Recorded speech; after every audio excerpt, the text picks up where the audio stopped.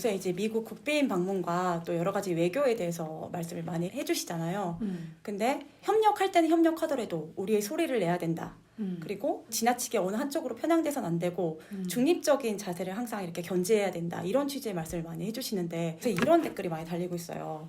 뭘 모르시네. 우리나라가 무슨 힘이 있나요? 어차피 동맹국에 기대야 살 수 있는데. 그리고 무식하다. 미국과 동맹인데 중립을 유지하라고? 세계 최고 강대국과 동맹인 게 우리한테 행운인 건데 뭘 모르는 소리 한다. 이런 댓글들이 많이 달리고 있거든요. 근데 저는 개인적으로 이제 이 댓글들을 보면서 우리나라가 경제적으로는 이제 많이 성장을 했지만 아직도 여전히 이제 마음은 그 약소국에 머물러 있다는 그런 생각이 들어가지고 조금 마음이 씁쓸했는데 헤라님은 이 댓글에 대해서 어떻게 좀 보시나요? 우리나라 사람들이 약자 마음이 세지. 왜냐면 항상 사대주의로 살았거든. 예전에는 왜 세종대왕 그 영화 뭐죠? 거기에도 나오잖아. 장영실 나오는 그 영화에도 보면 우리 독자적으로 그 해시계, 물시계 이런 거 개발을 하는데 그거를 명나라에서 허락 안 할 거라고 하면서 일러바치잖아. 반대하고 오히려 그쪽 편을 들고 늘 강자라고 하는 사람들한테 의지하고 살아왔거든. 그래서 무의식 속에 그 마음이 면면이 이어져서 내려와서 끊임없이 누군가 의지하고 그러지 않으면 안 된다는 약자가 엄청 큰 거예요. 우리 민족이. 그래서 6.25 전쟁 이후부터는 미국이 우리를 도와줬기 때문에 거기에 굉장히 의지하고 있고 그래서 그런 약자 마음으로 얘기하는 거야. 근데 그 약자 마음을 계속 가지고 있으면 설사 우리나라가 경제 1위가 돼도 전 세계 1위가 돼도 절대로 주권이 있는 그런 강대국으로 행사를 못해. 늘 의지하니까. 그건 마음의 문제거든. 예전에 보면 내 친구도 나랑 같은 동급생인데 걔네 집은 돈도 많고 공부도 잘하고 뭐 다 잘난 아이였는데 약자 마음이 세니까 어떠냐면 항상 친구한테 의지하고 항상 그랬어. 그래서 절절매면서 남한테 이렇게 들어주고 그게 마음 때문이란 걸 아직 모르는 거예요. 특히 옛날 어르신들은 옛날에 못 살던 우리나라가 너무 많이 마음에 각인돼 있어. 요즘 많이 잘 살게 됐다고 해도 체감하지 못하거든. 또 외국에 나가서 그 제3자의 눈으로 우리나라 객관적으로 보는 그런 눈이 없으니까 더 그래요. 그리고 미국이 옛날에 우리나라에 와서 도와줬던 그게 너무나 깊이 각인돼 있어서 그러는데 젊은 세대는 또 아니거든. 점점 변할 거예요. 그리고 이렇게 댓글 단부는 소수고 많은 사람들이 이제 우리나라도 소리내야 될 때가 됐다. 그러니까 우리도 핵 가져야 된다. 이게 70% 이상이 나오는 게 벌써 주권국가로 우리가 행사해야 된다는 게 70% 나오는 거거든.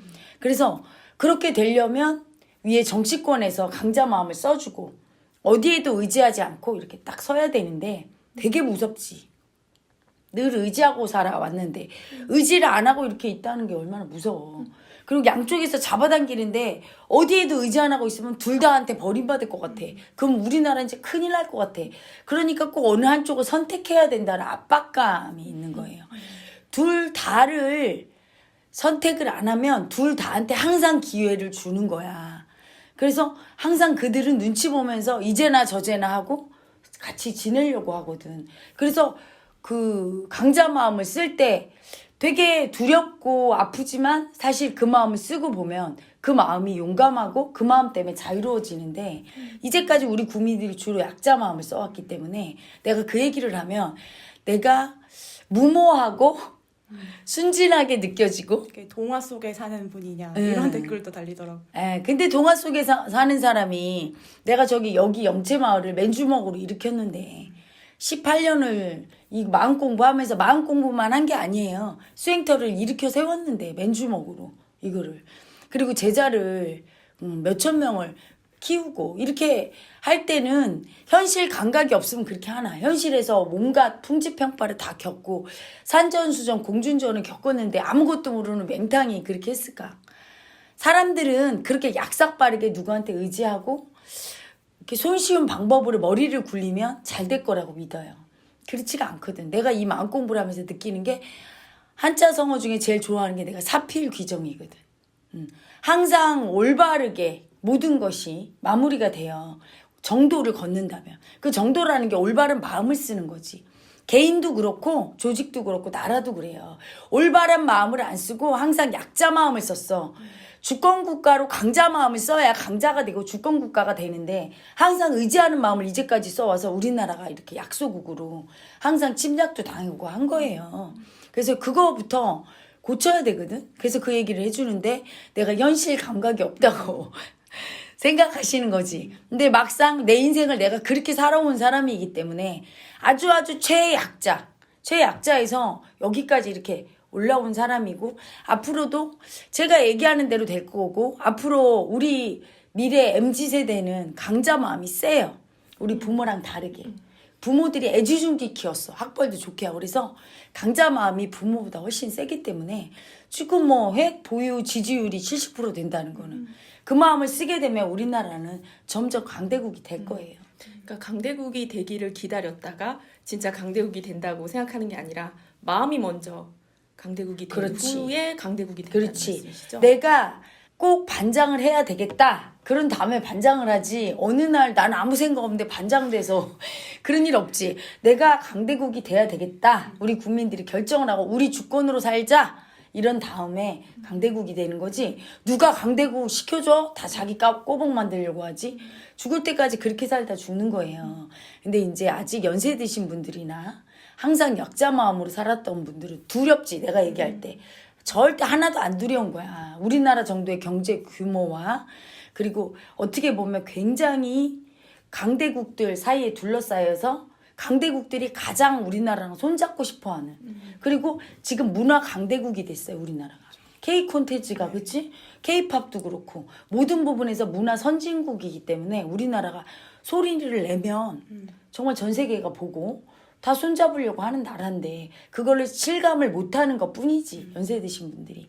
근데 조금 의식이 있고 이런 분들은 내 말을 다 이해할 거야. 단 누가 딱 멋있게 총대 메고 그렇게 해줄 사람이 필요한 거예요. 근데 정치권에서 정부 여당에서 이제 그렇게 해주기를 바라는 마음으로 이번 정부 때 조금 목소리를 내고 윤석열 대통령이 그건 좋아요. 소리를 내잖아.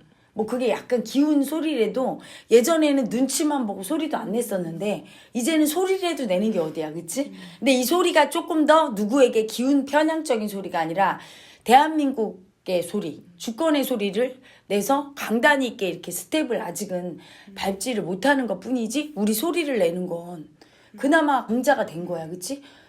중국이 뭐라고 해도 소리 내잖아. 근데 미국에 대해서도 소리 내고 일본에 대해서도 내야 되는데 그걸 안 할 뿐이지. 근데 예전엔 다 눈치 보고 소리 하나 못 냈잖아.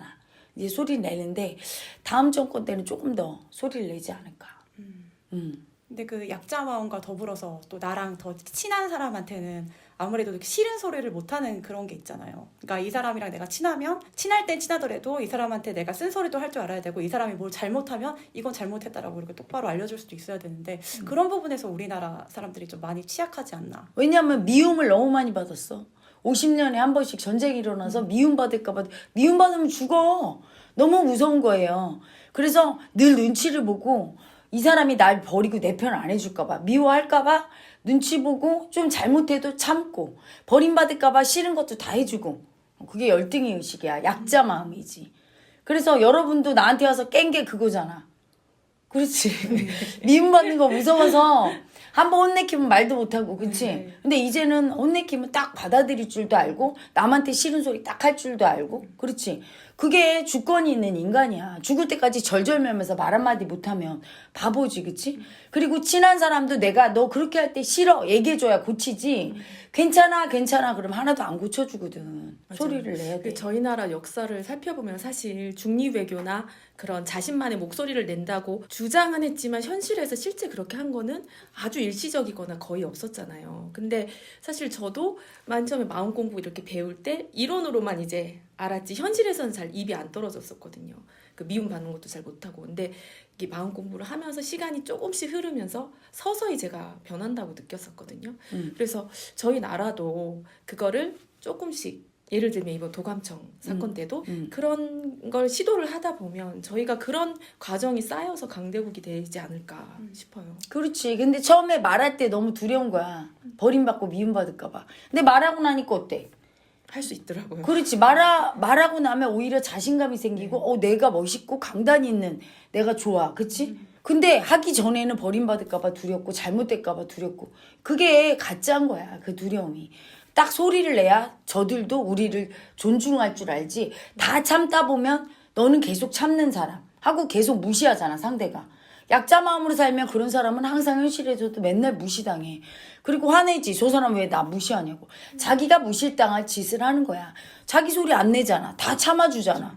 미움받을까봐 두려워서. 그러면 다 만만하게 보지. 나라도 마찬가지예요. 할 소리는 해줘야 친하면서도 예의를 갖추고 존경하면서 서로 평등한 관계로 갈 수가 있는 거지. 일방적으로 참으면 계속 더 내놓으라고 하고 더 무시하고 이렇게 되죠. 그래서 지금은 과도기에 있는 거야. 나 같은 유튜버가 나와서 이렇게 소리를 내주면 이번에 윤석열 대통령은 그래도 지난 정권보다는 조금 더 자기 소리를 확실하게 내줘.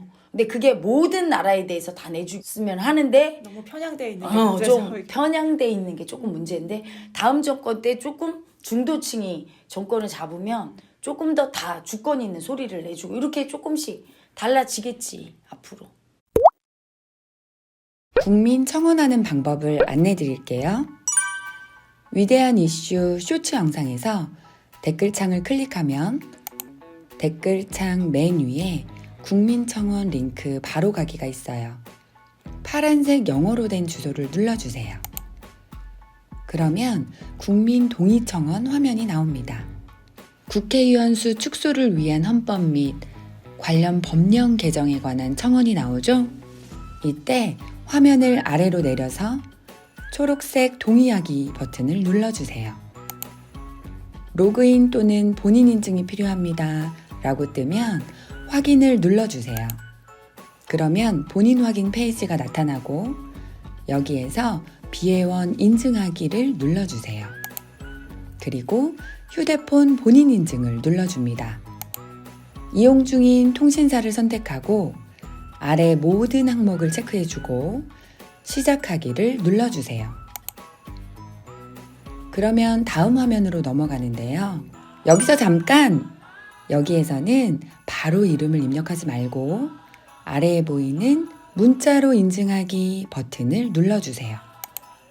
다음 화면에서 이름, 주민등록번호, 본인의 휴대폰 번호를 차례로 입력해주면 돼요. 그리고 확인을 눌러주면 휴대폰으로 문자 메시지가 도착합니다. 받은 문자 메시지의 숫자 6자리를 입력하고 아래 확인 버튼을 누르면 인증되었다는 메시지가 뜹니다. 여기에서 확인을 눌러주세요. 그러면 동의 진행 청원 화면이 뜨는데 다시 화면을 아래로 내려서 동의하기 버튼을 눌러주세요. 맨 위에 위 내용에 동의합니다 란에 체크를 해주고 아래 청원 동의 녹색 버튼을 눌러주세요. 자, 이제 처리가 완료되었습니다.